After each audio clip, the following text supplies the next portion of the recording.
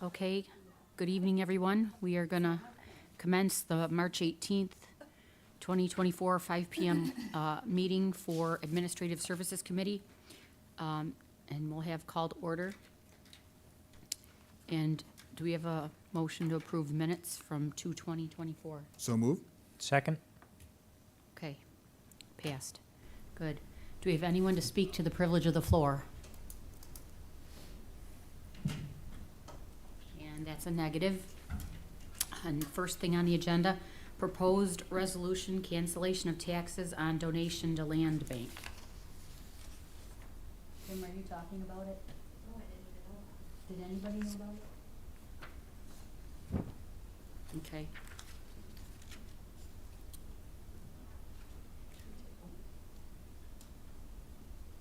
It came from the law department. Oh. Oh, okay, here comes This Christie. Thank you.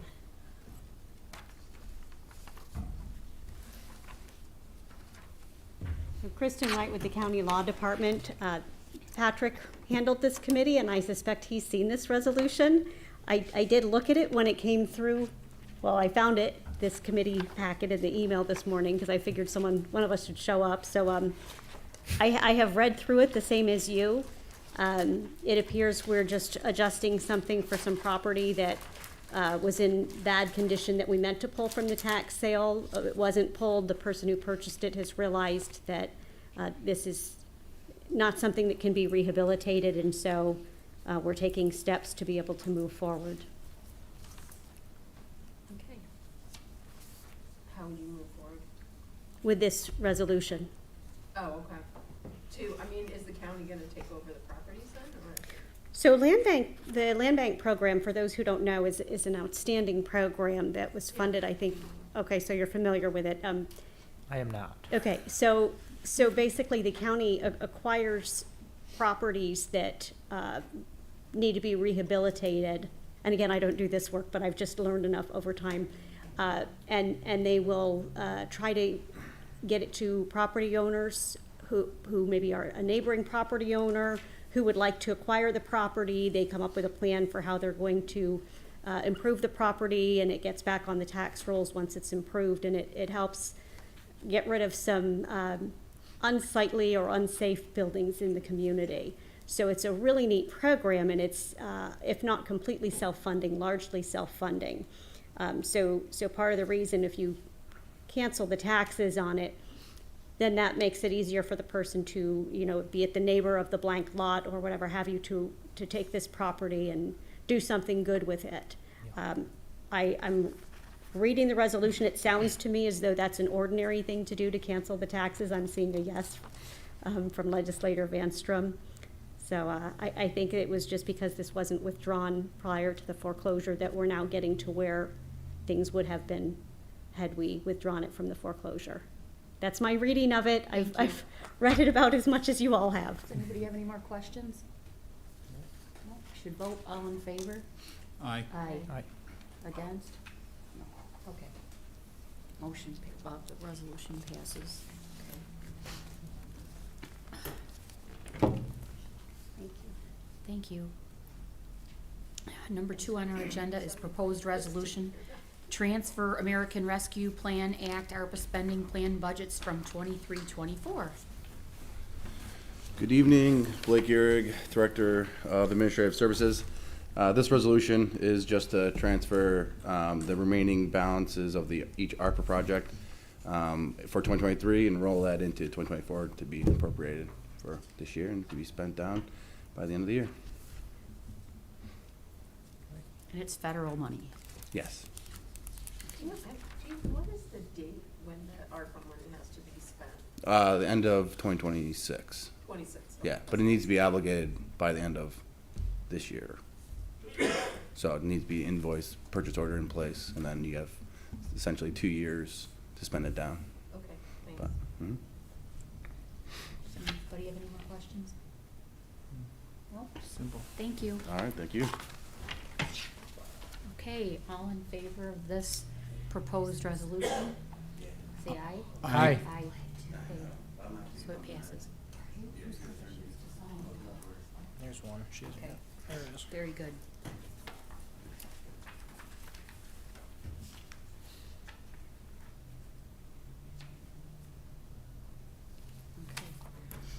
And moving on to the third point on our agenda, proposed resolution reallocating salary grade for bridge construction supervisor and carpenter.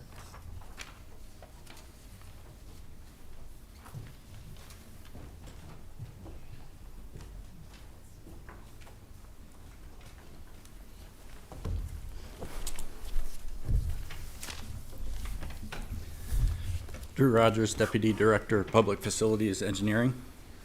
Lex Brummagen, Engineer 3, Department of Public Facilities.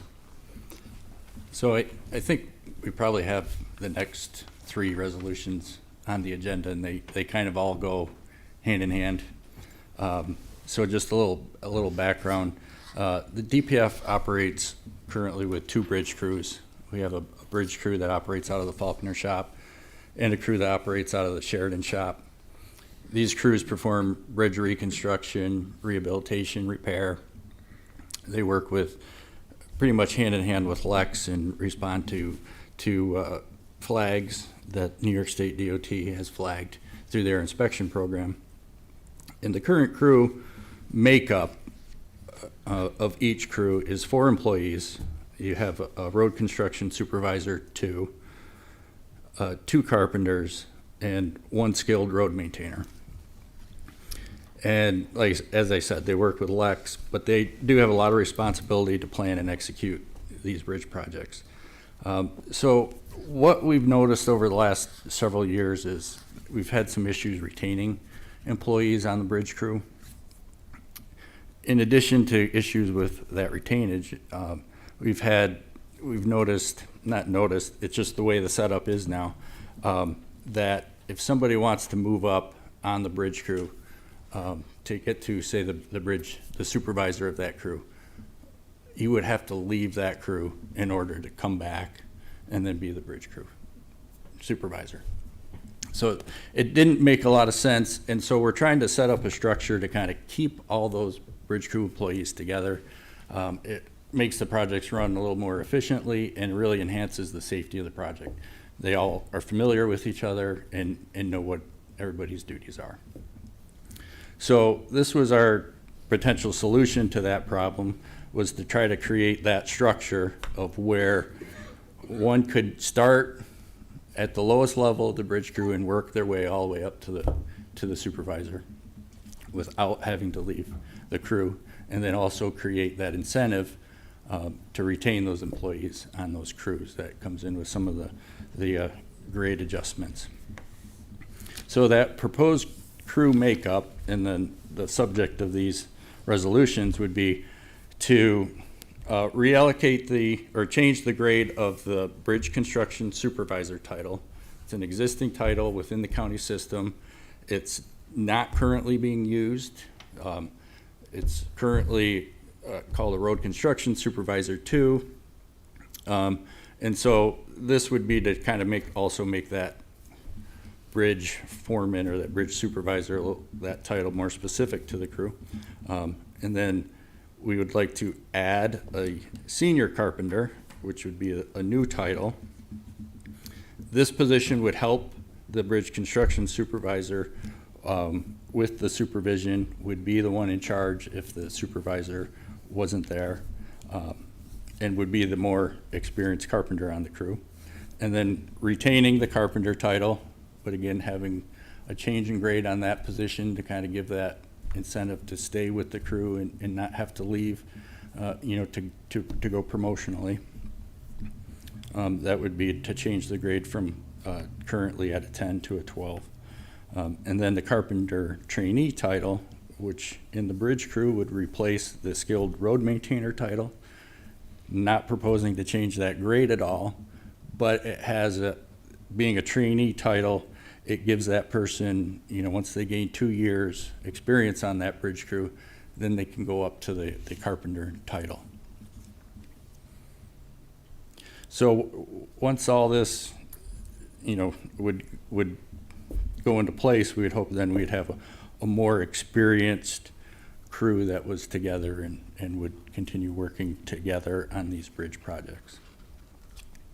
I think that about covers it. And then, you know, and the goal would be, just in the past recent history, we've had, our Sheridan Bridge crew has been together for a while, but the Faulkner crew, we've had a lot of turnover there. And I've been doing bridges with the county, you know, I've been here since '93 and doing primarily bridges since 2000, the last 20 years, and had a lot of good experience in foremen that have retired, and the last 3 supervisors for that bridge crew did not have any bridge experience. They had to come from outside the bridge realm onto the crew the way that was currently set up. So we're trying to make these changes so that somebody that wants to be the bridge boss doesn't have to leave the bridge crew, and we can retain their skills and investment we had in them, teaching them all these things, and the training. We didn't want to lose that.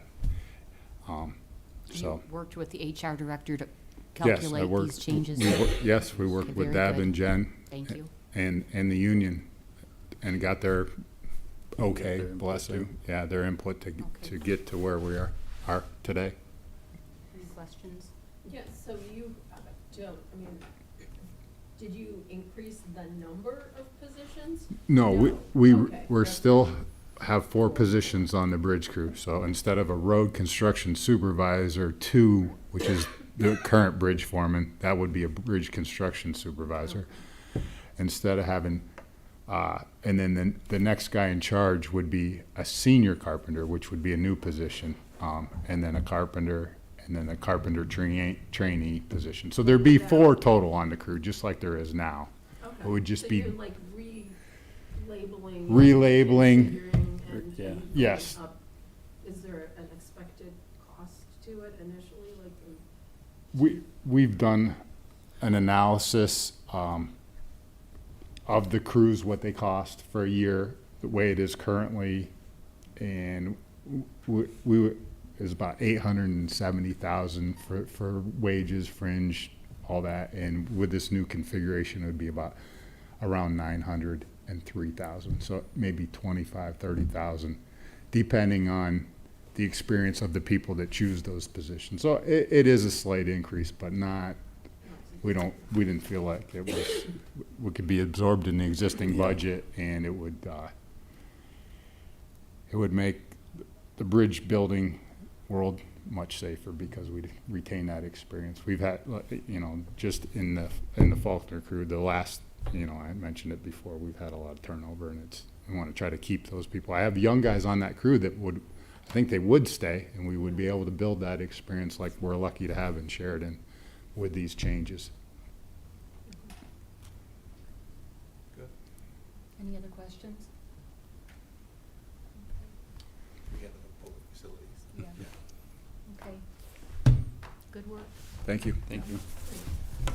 So we'll vote on that now. All in favor? Aye. Do you want to group them?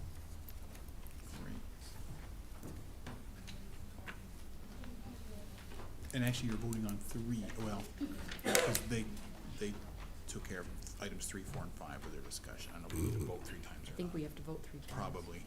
So that was for Okay. number 3. Yeah, Okay. do you have a vote for each resolution? Okay, Yeah. okay, and then moving on to proposed resolution setting salary for carpenter trainee. All in favor? Aye. Aye. Okay.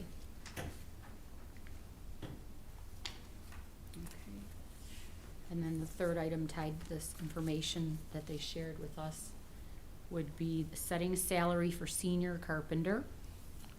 All in Aye. favor? Aye. Aye. Aye, very good, thank you. Jumping the gun. Very good.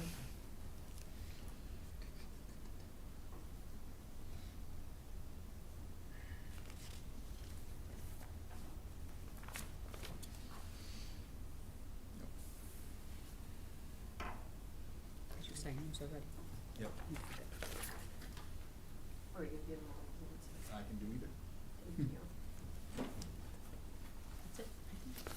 Okay, and then 6, we have discussion on renew and amend resolution 7124, amend senior real property tax exemption.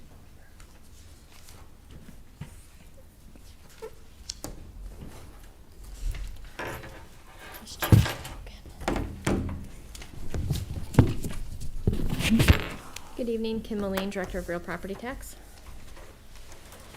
Kitty Crow, Director of Finance.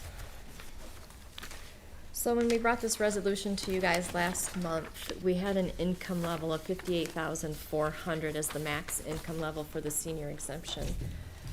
What I didn't know when the state had that number is that's if you have a sliding scale for the exemption where you do like the 50% of the exemption may be this income. Then you could drop it to 25% of the exemption for this income and go and work your way. And that maximum income was 58,000. So the correct income maximum is actually 50,000 for this exemption. However, we are not going to reduce it to 50. We would like to come with 30,000 and not have such a huge increase. And then every couple years, look into it and see where the average incomes are for seniors in Chautauqua County, and then bring it back to the table and increase it in smaller increments. And the average income currently is? 29,900. And my impression was with the, this is the household income, it's not just a single person. So Correct. It's a household income. It's based on your gross adjusted federal income plus your Social Security that you claim. So I think that, I don't know if Kitty can kind of explain how much that, so if you use the maximum amount, which was 58,400, which we can't use anyway, you both kind of figured out a way of, but the amounts that a rough amount that the tax would increase was my understanding. And I wonder if you can Thank you. explain that.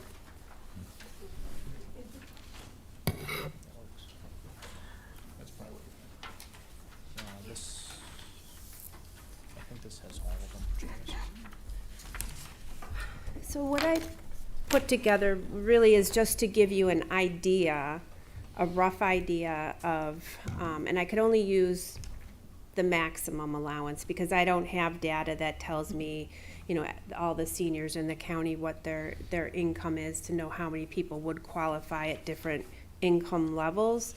So what I did is put together an analysis that would be based on if we were using, you know, the $58,000 top limit, what the impact would be for the amount that would need to be redistributed to those people who are not exempt. And so page 1 really just gives you all the detail of what the non-exempt assessed value would be, the change. And then page 2 shows you how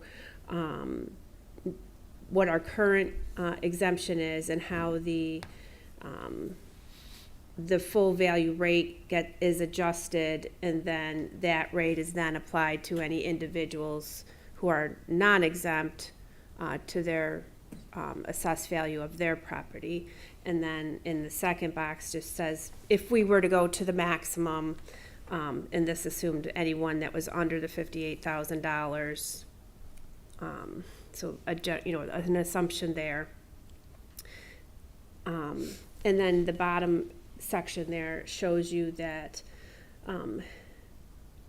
if that many more were exempt, what the change would be to the non-exempt property taxpayers. So for example, somebody whose home was valued at $100,000, if we were to be going with the maximum, they would see about a $12 increase to their property taxes. So this just gives you kind of the maximum amount. So any amount that we are going to propose less than that, it would be less than these figures. But that was about all I could do because, like I said, the data is just not available to show how many people at different income thresholds we have. Thank you for doing that. I think it's interesting because like the numbers that come out, the large totality of the number is not necessarily the amount that people would be paying. Like someone whose property value is $500,000, their annual increase would be $59.74, which, I'm sure people don't want their taxes to increase, but it seemed a lot to be able to say, that amount, 5974, or people who own a property that's 75,000, the increase would be 896. That's really, and I wondered, in looking at the chart where it says the number that qualify, given that the current number is 22,000, right? Is that correct? I mean, Yes. Yeah. The current income, yes. Yeah, and I know that Kim, having had some conversations with her and also with Kitty, I wanted to thank you for really doing this and also for really trying to give some help to our seniors. And right now, if you look at the first column on this chart, a larger chart, it showed with all the numbers, it shows you in each of the cities and towns how many people qualify. So like in the town of Carroll, there's 7 people who qualify, or the town of Stockton, 4 people. Pomfret, where I'm from, where is Pomfret? There's 18. So then, if we went up to 58,400 in Carroll, I'm gonna have to go all the way across, the number would increase to 188. Or in Pomfret, it would increase to 548. So there would be a pretty large increase in the number of people who would be eligible, but that tax for different people would still be, I don't wanna say fairly reasonable, but I just think that in some ways it wouldn't be, I don't wanna even say what would put a value judgment on that, but I think that in terms of going from 22, which, as was explained to me, really is, it could be 2 people living in a house, and they can have a maximum, I mean, just picturing how much money each of those people would have to make. They'd have to make like 11,000, average out to $11,000 each.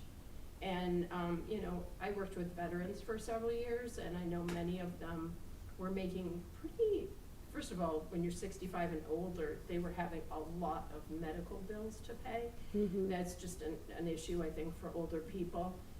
But I also think that if there's 2 people living in a house and you're making 35,000, you're not making a lot of money, at least for a household. And so I had mentioned to everyone, Lisa and Travis, and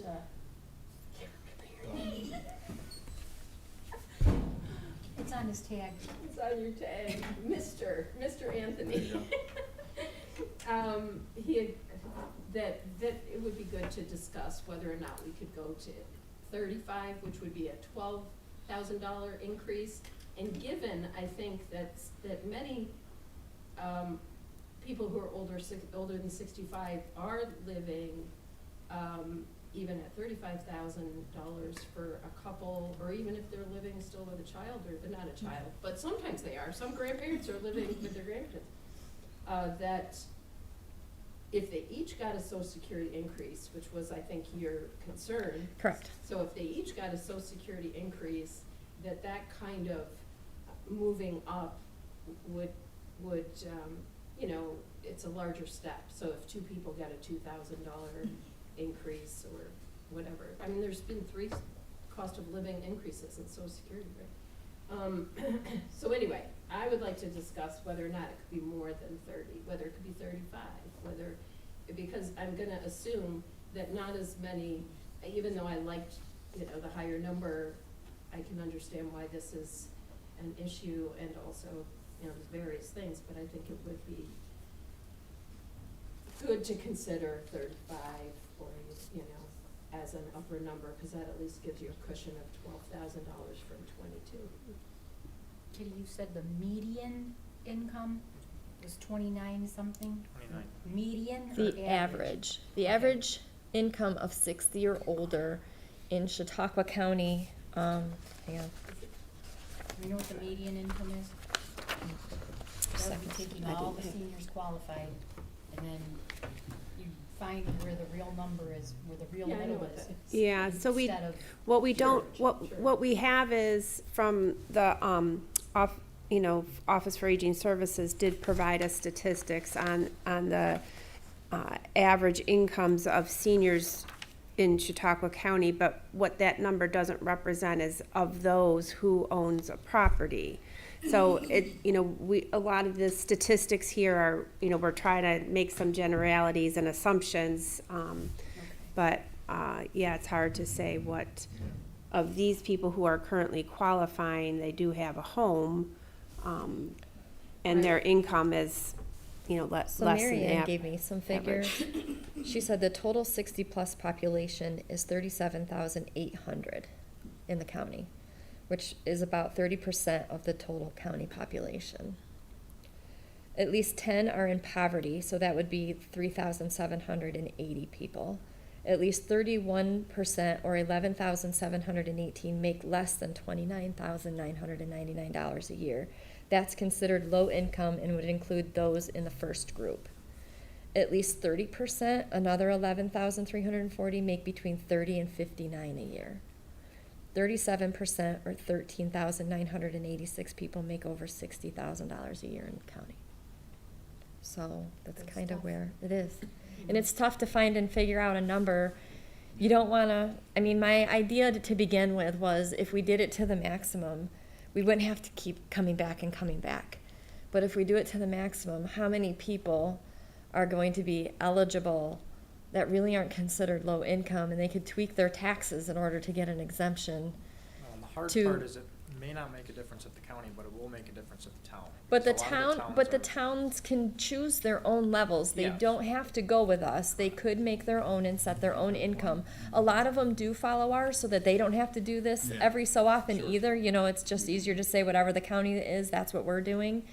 So it's their choice too. They could change it. If they're following the county and they're like, that's ridiculous, we don't want to do that, they have every right to lower theirs or increase theirs to whatever they want. I'm glad you said that, because I think that in looking at different, different towns all over the county, Yeah. I was surprised, I know the town assessors and also the schools were sort of confused about this too, because they don't they do something based on the property value and, taxes based on the property value. But the towns, there is a law that actually says, New York State law says, Kristen could probably confirm, that the towns and the schools do not have to follow this. They don't even So- have to have the exemption. Right, Yeah. right, This and chair so is pretty they, I was looking at different demographics, town of Sherman, people make an average of they really do make an average of about $30,000 across the board. The town of Chautauqua makes an average of 89,000. So of course the towns are gonna be different. Yeah. And of course because they don't have to follow and the schools don't have to follow, it's important for them to know that and explain to your residents, well, we can't afford to do this at a town level. And I understand it makes it, in some cases, maybe a little trickier for them to, because they have to figure it out themselves. Mhm. But I think it's still worth it, and again, 35,000 is more of that's a much, that, compared to 58, that's $23,400 less than what we Mhm. were talking about last month. Right. And it gives more of a cushion for those people, especially those households who are trying to survive owning their own houses, owning their In own which, property. and like I said last time, if they lose this exemption because of their income Yeah. and the New York State legislation passes, I'll be able to foreclose on them. Or I won't, I'll be able to, but if this passes, we won't be able to foreclose on people with the aged exemption, a disability exemption, or a veterans exemption. So if something happens and they lose it, then we can foreclose on them, and I don't want to do that. Right. I want to make sure that they keep their exemption with their Social Security incomes each year, because they have to reapply for this exemption every year to show proof of their income and that it is still low.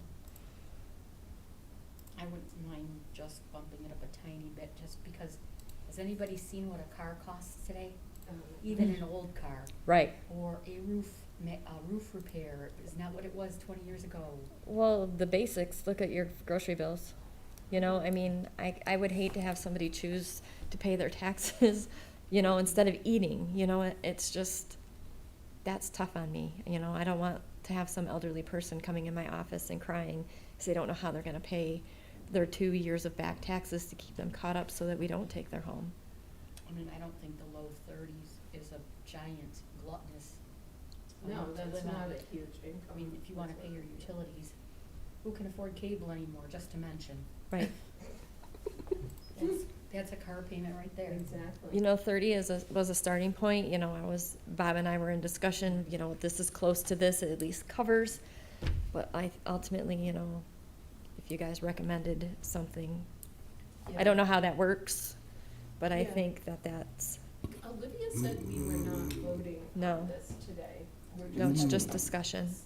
So, what does everyone think about it? I would agree that just to lift it up a little bit more, reach a few more hardworking seniors that deserve it, and I agree with the 30. What Bob, about the 35? I agree with Bob's comment, we're bumping it to help the people that fell out of it, not to give it to everybody. I think if you put it up to 35, you are, you know, like I said, I worked with a lot of veterans, and a lot of them are trying to exist at a 35, you know, together at 35,000. That is not a lot of money. No. And I don't think that would, you know, again, when you look at, and, you know, you can obviously decide what you want, but I mean, I think that it's not gonna put anyone, it's not gonna provide for anyone who would, I mean, if that's the goal, not to, you know, no, this is not taking advantage of a tax break, is what I'm saying, a tax exemption at all. I don't wanna tell anybody, but when you have an old car, because I have a 19-year-old with an old car, the repairs are bad. They are painful to put into an old car, but then the price of a new car is even more Oh painful. my gosh, So, yeah. and I'm thinking if any other people out there, not my 19-year-old, have a car, or the roof repair, or a hot water tank even, whatever things, these are kind of having a Pay roof and- everything, they're yeah. not, they're basics, to me, they're not a luxury anymore. You don't Mhm. live in the wilderness, Mhm. unless you want to. But, some of these things that I've had to pay for in the last year were stifling, just like, oh, you know, but you have to do it, or you go without. And I'm And sure. some of the things are things you can't go without, yeah. And that, like Kitty was saying, the hard part is, I went on the state to find out where the assessors went to get all the numbers of like who would qualify at the 58 for. You can't even change that income to find out how many seniors would qualify at a different amount. Like, it's specific to just that. So to say, okay, you know, we're gonna reduce it to the 35, we'd have still, I don't think the numbers are gonna be as great as what they're trying to show you and what was in that spreadsheet. It's going to be considerably low because it's still not going to be as large. It's not going to affect as many. Correct. I mean, there's different, I don't even know the word, standards or whatever. It has to be your primary residence. You have to be 65 or older. Your income has to be that. I mean, if they've got a retirement that they pay tax on and Social Security, you have to take that one number on your tax return and add it to all your Social Security. They still might not make it. You know, even at a 30, you know, that 35, that they could be just $50, $60 off, and most assessors aren't gonna give them the exemption. I just remember working with a man, he calls my day job for years, he's a gentle man and a nice man, and he decided to get motivated, he's a senior citizen. 1 year, he worked a little harder, and he lost his exemption. Yeah. Mm-hmm. And I'm like, oh my goodness, Even if they sell property, if they were to sell a piece of their Try to work property, they hard. could lose it. just a regular thing with a paycheck, not extra special, not fancy or cosmopolitan, and he was devastated, and, because every program, everybody knows this, there's gotta be a cutoff, that is the truth. Yep. And everybody that just almost can reach the ring to be in the program is obviously gonna be disappointed when they don't make that threshold, and they get excluded. But if our one average is close to where we're trying to put it, I don't know, I'm feeling like a little more generous with this program, just a little bit. So if this is, Lisa, if this is just a discussion item, Yep. and Olivia was talking about this before, it looks Sure. like you have to go, in front of audit control as well. Yes. To take your show on the road there, with that committee as well. So ultimately then, I'm not sure who this question is for, Kim or Olivia, are you looking for a number that all four of us agree on? You're just trying to feel out the committees and then get both committees to see where they are and then, you do the proposal? I'm not sure. They're not No. looking. No, we're providing you information so that, you know, you and among all of the legislators, you can have discussion as to. Yeah. I don't know if it's the sponsors of the resolution will make a motion on the floor what to amend it to, or there'll be some discussion Okay. in caucuses or So, leadership. okay. But Yeah. that motion, how to change it, would come from a member of the legislature. Yeah. So what's, I mean, I think that's why I was asking for discussion, because I think, one, I was one of the sponsors, I was the original sponsor. Yeah. And secondly, because I think, you know, as you're discussing about making a recommendation from here, or discussing it and having an opinion from here, that's actually, you know, a good thing to convey to the audit Yeah. control. Yeah, yeah, so I mean, personally, I'm fine with anything in that range of 30 to 35. I'm not, I don't think any of that's a hill to die on at all, so, you guys have done much more research and discussion about this than I have, so that, you know, you could split the difference, you can, you know, either one, but like we all agree on, that's not, you know, any way you slice it, a lot of, you know, a lot of funds. How long was it sitting at 22? 22,000, do you know? Since 2017, I think. Okay, It's okay, been that way for a while. okay. And the thing was that it really came to everyone's attention. This year was the thing because there was a pretty good increase or some sort of increase with Social Security, and the assessors were noticing that a lot of people were going to probably lose this exemption. If they lose the exemption, their cost and increase of Social Security isn't gonna cover what they're gonna pay, the difference in taxes incoming this year.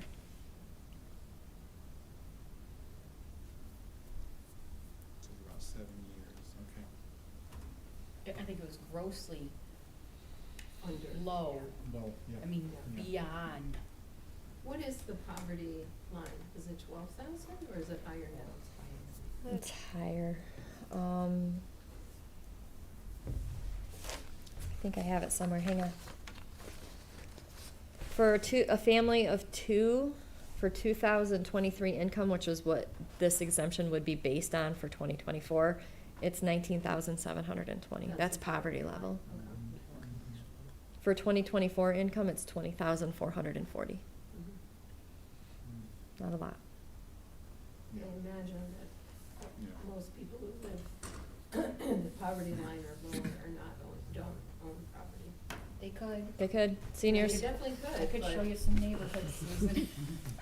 I was in Jamestown last weekend petitioning, so I went to a lot of neighborhoods. Yeah, yeah, it's really interesting. Drive through there every day. Any more questions? Do we have a conclusion? So you don't think it's a good idea, Melanie? I'm probably gonna stick with the 30. I'm flexible. Yeah. Yeah, yeah, I myself as well. I think I'm not tied to either. either one, yeah. I guess I think because it's a $22,400 reduction from last month, which a lot of people really thought was a good idea. We all voted for it, and so, strangely enough, right? And then and then to come back and, you know, it's good to have, I think, a little bit of leeway in terms of, as you said, so I did talk to a town assessor. That's how I first found out about it. And someone called me and they said, I'm hearing from property owners. And so once you've lost that she's hearing from property owners that they're in trouble. It's not like you're necessarily looking for it, right? Mhm. You're not Yeah. necessarily, and what happens is once they lose it, it's like, what is it, a year before they can get it back? Yes. And so that's the time when they're gonna foreclose on their property, right? Well, it would be 2 years if they didn't pay for their taxes, but they probably would struggle to pay for their taxes without the exemption.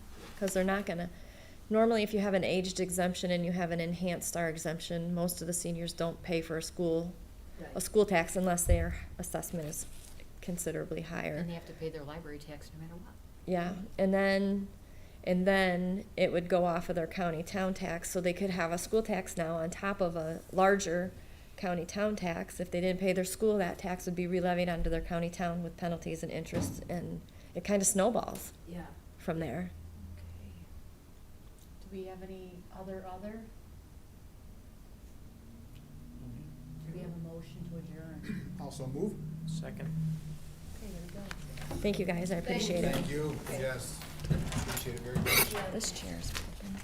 I know, I was sitting in there earlier, it's very This one wobbly. is much better than that one. They're all bad. This, They're all- this, I was yeah. like, This squeaks horrible. Every time I This turn one's around not. and listen to Willie I'm speak, thinking about wheeling this one over to my spot. Like, is this- oh, wait, I think yours. This is a good one. he sits Oh, this is good, yeah, this is yours. Thank you for I won't wheel it in front of you. Oh, yeah, that is right. I'm just kidding, yeah. Sure, John.